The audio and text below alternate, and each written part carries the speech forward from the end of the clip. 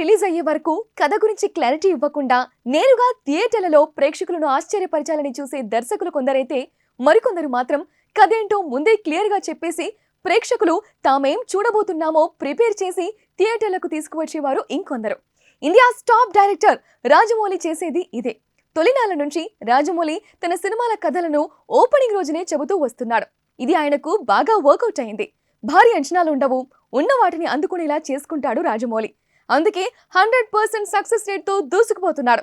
ఇప్పుడు నాగ్ అశ్విన్ కూడా అదే ఫాలో అవుతున్నారు. తాను కథేంటో చెప్పాడు. అయితే రీసెంట్ గా సెన్సార్ పూర్తి చేసుకున్న కల్కి సెన్సార్ రిపోర్ట్ కూడా అదే చెబుతోంది.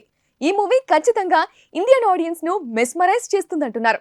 ఇప్పటి వరకు ఇలాంటి కథ మనం చూడలేదు అని కాదు, కానీ మన పౌరాణిక గాథల్లో ఉన్న సూపర్ హీరోస్ ను గుర్తు చేసుకునే సినిమాటిక్ ఎక్స్పీరియన్స్ ఇవ్వబోతుందంటున్నారు. సినిమా టైటిల్ ప్రకారం చూస్తే కల్కి అనే యోధుడు శంభల రాజ్యానికి రాజు. అతను కాకుండా మరో 2 లోకాల చుట్టూ ఈ కథ సాగుతుందట. శంభల కాకుండా ఈ కథలో అత్యంత కీలకంగా కనిపించే లోకం కాశీ. ప్రపంచంలోనే తొలి నగరంగా కాశీకి పేరుంది. అలాంటి కాశీ నగరం ప్రపంచంలోనే చివరి నగరంగా మారే దుర్భర పరిస్థితులు ఏర్పడతాయట. అక్కడి ప్రజలు దుర్భర జీవనం అనుభవిస్తుంటారు. అదే సమయంలో పిరమిడ్ ఆకాశంలో ఉండే మరో లోకం కాంప్లెక్స్. ఆకాశంలో కిలోమీటర్ల మేర ఉండే ఆ ప్రాంతంలో సకల సౌకర్యాలుంటాయి. కాశీ ప్రజలు కాంప్లెక్స్ కు వెళ్లి అక్కడున్న వాటిని ఆస్వాదించాలనుకుంటారు. కానీ అక్కడికి వెళ్ళడానికి మిలియన్ల కొద్దీ యూనిట్స్ ఉండాలి. జీవితాన్ని పణంగా పెట్టి అక్కడికి వెళ్లాల్సి ఉంటుంది. కల్కితో ఆ ప్రపంచానికి లింక్ ఉంటుంది. ఈ 3 ప్రపంచాలు ఒకదాంతో ఒకటి కనెక్ట్ అవుతూ ఆ సంఘర్షణలో నడిచే కథే కల్కి అట. అయితే ఈ కథను దర్శకుడు నాగ్ అశ్విన్ కమర్షియల్ ప్యాటర్న్ లో చెప్పే ప్రయత్నం చేశాడట.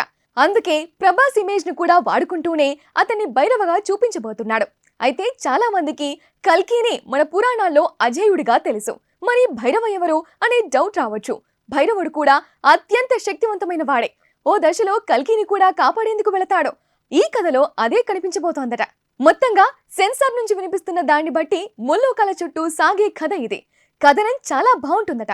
కమర్షియల్ సినిమాల్లాగా ఎమోషన్స్ తో పాటు ఎంటర్టైన్మెంట్ కు డోకా ఉండదంటున్నారు. అలాగే రొమాన్స్ పరంగాను మెప్పిస్తుందంటున్నారు. దీపికా పదుకోన్ పాత్ర చాలా సర్ప్రైజ్ చేస్తుందట. అమితాబ్ యాక్షన్ సీక్వెన్స్ కు విజిల్స్ వేస్తాయంటున్నారు. సో ప్రభాస్, నాగ్ అశ్విన్ కలిసి 3 లోకాల్లో ప్రేక్షకులను విహరింపజేయబోతున్నారు. మరి ముల్లోకాలు ఎన్ని రికార్డ్స్ క్రియేట్ చేస్తాయో చూడాలి.